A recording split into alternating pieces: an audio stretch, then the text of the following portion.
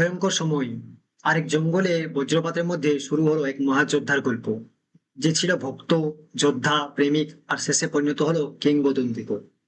এই যে এলো কান্নাপ্পা, ভক্তির, বলিদানের আর রুদ্রতার এক মহাকাব্যিক ট্রেলার। तक पहुंचना असंभव है।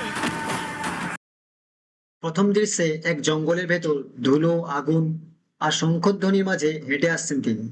উল্কা ছুটছে আকাশে, যেন দেবতারা নিজে তাকে অভিষেক করছেন। ভগবান শিবের এক মহাভক্ত, যে নিজে চোখও দিতে পারেন, তবু তার ভক্তি যেন না কমে। আর একদিকে রয়েছে প্রেম, এক সুন্দরী রাজকন্যার সঙ্গে চোখে চোখে বিদ্যুৎ খেলে যাচ্ছে। অন্যদিকে যুদ্ধ, একাই এক শত সৈন্যের বিরুদ্ধে দাঁড়িয়ে গর্জে ওঠেন, ভগবান আমার শক্তি আর ভক্তিই আমার অস্ত্র।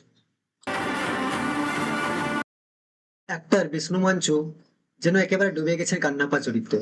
তার পাশাপাশি অক্ষয় কুমার, মোহনলাল আর কাজল আগরওয়াল, এমনকি প্রভাসেরও ছোটখাটো রোল রয়েছে এই মুভিটির মধ্যে।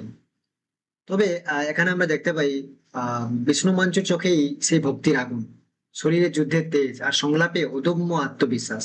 ক্যামেরা ও ভিএফএক্স এক কথায় অসাধারণ। হিমালয় থেকে কাশ্মীর, জঙ্গল থেকে যুদ্ধক্ষেত্র, সবটাই যেন বাস্তব হয়ে উঠেছে। कौन हो तुम? যদি ভগবানের জন্য চোখ হারাতে হয়, তবে আমি দুই চোখই দিতে প্রস্তুত। এই ডায়লগ শোনা মাত্রই গায়ের লোম খাড়া হয়ে যায়।